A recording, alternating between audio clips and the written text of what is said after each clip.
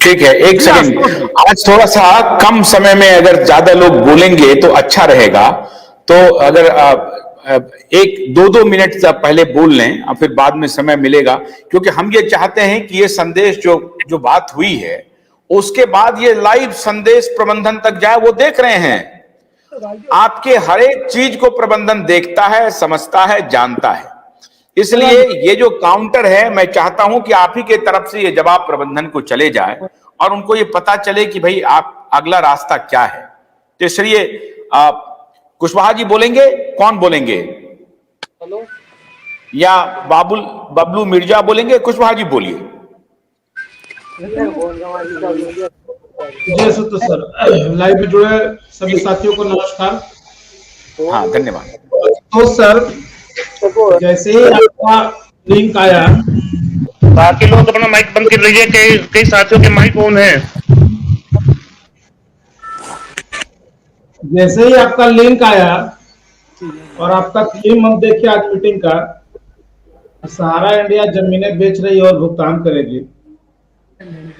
बहुत सारी बातें जो विगत 10-12 साल में देश में सहारा ने खेल खेला है, एक फिल्म की तरह सामने से चल पड़ा। इस तरह से विगत 12-13 साल में या और थोड़ा पीछे चले जाए, सुब्रत राय और इसकी ठंग मंडली ने इस देश के सुप्रीम कोर्ट को, इस देश की सरकार को, इस देश की आम जनता को, समाज को गुमराह किया, वो काबिले तारीफ है।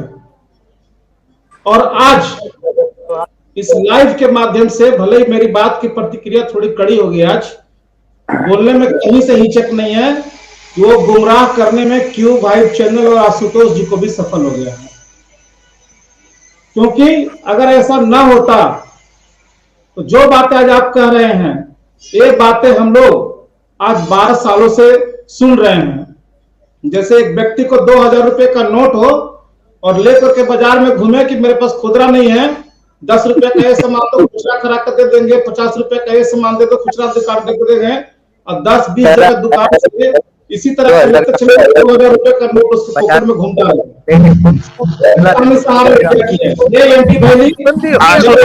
आशुतोष जी माइक को ऑन है, माइक को बंद कराइए, बाकी माइक बंद कराइए प्लीज। जिस तरह से बाकी माइक बंद है, आपका ही शोर कर रहा है। जिस तरह से सुब्रत राय जेल में थे और वहां पर उन्होंने एप्लीकेशन लगाया था, जब 10,000 रुपए का इनको बॉन्ड भरना था बेल के लिए। कुशवाहा जी की तरफ से आ रहा है, कुशवाहा जी की तरफ से नहीं, मेरे तरफ से कोई शोरगुल नहीं है सर। हाँ बोलिए। जिस तरह से 10,000 रुपए का जमानत राशि इनको जमा कराना था, तो उन्होंने कहा था कि मुझे एक अलग से कमरा दो, लैपटॉप दो, एसी की व्यवस्था करो, मीटिंग हॉल दो, ताकि मैं विदेश के लोगों से डीलिंग कर सकूं और अपनी संपत्ति बेच के 10,000 करोड़ रुपए जमा कराऊं।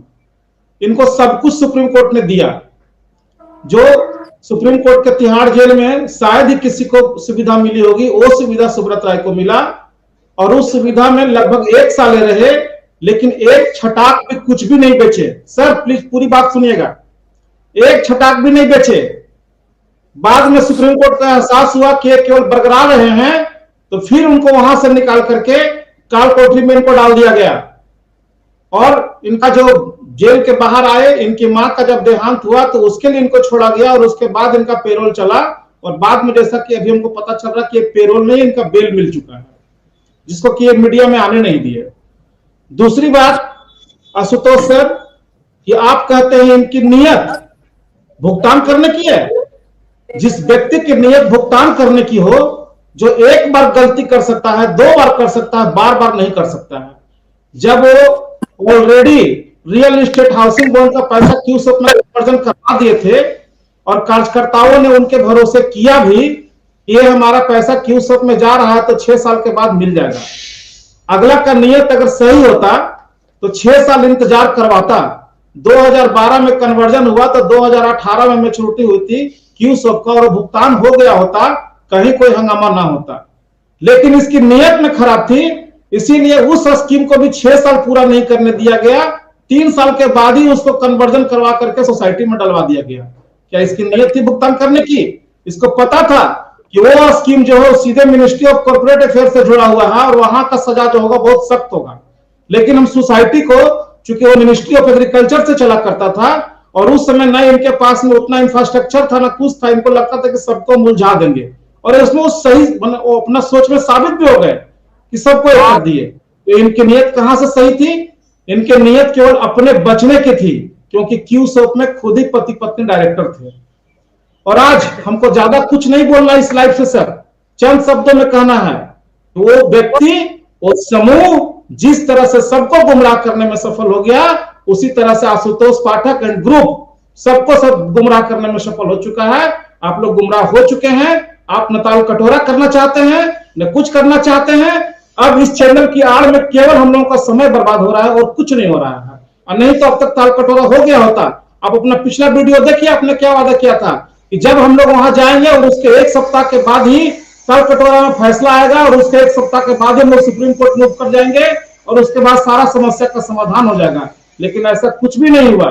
अगर सर आप गुमराह नहीं होना चाहते हैं, अगर आपकी नीयत पहले जैसी सही है जिस तरह से आपने शुरुआत किया था, तो प्लीज प्लीज प्लीज आप जल्द से जल्द ताल कटोरा करें और सुप्रीम कोर्ट की ओर मूव करें।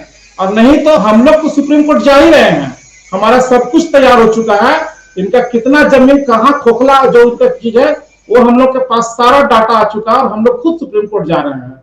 अगर आप हमें सहयोग कर सकते हैं तो करें, और नहीं तो इस व्यवस्था का मजाक मत उड़ाएं आप लोग, क्योंकि बार बार एक ही चैप्टर पर हो रहा है लेकिन सोल्यूशन नहीं हो पा रहा है। इससे ज्यादा आज के लिए मेरे पास बोलने के लिए कुछ भी नहीं है।